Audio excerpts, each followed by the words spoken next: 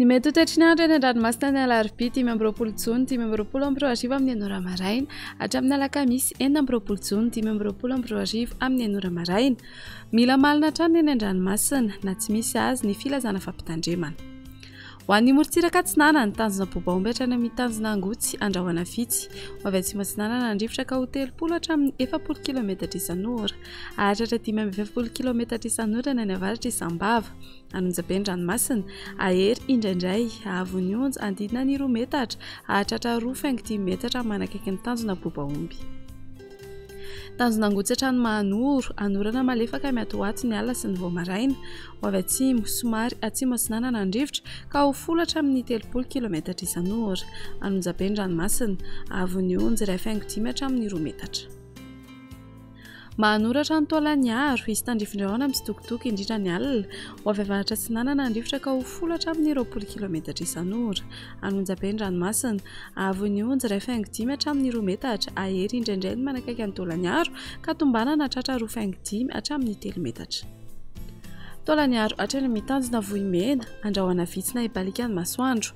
Ho avy avaratra somary avaratra atsinana nandrifotra ka ho 10 hatramin'ny 30 km isan'ora.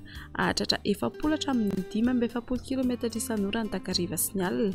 Ahery ny ranomasina ahavon'ny onja 2.5 hatramin'ny 3.5 metatra isan'andrano avy atsimo andrefana. Ho an'ny morontsiraka andrefana tanjona vohimena hatrany amin'ny tanjona ankabo hibalika ny masoandro. Ho avy atsimo na atsimo atsinana nandrifotra ka ho 10 hatramin'ny 30 km isan'ora. Ahatratra 40 km isan'ora ny any atsimo ny ampany ny tolakandro. Ahery ny ranomasina ahavon'ny onja 2.5 hatramin'ny 3.5 metatra. Tanjona ankabo hatrany amin'ny tanjona vilanandro hibalika ny masoandro. Ho avy atsimo na atsimo andrefana nandrifotra ka ho 10 hatramin'ny 20 km isan'ora. Anonjabe-dranomasina ahavon'ny onja 2.5 metatra ahatratra 2 metatra ny tolakandro. Tanjona vilanandro hatrany analalava andrahoana mitsitokotoko na hibalika ny masoandro. Ho avy atsimo atsinana nandrifotra ny maraina ka ho 30 hatramin'ny 40 km isan'ora. Ahatratra 5 km isan'ora ny eo anelanela ny analalava sy mahajanga.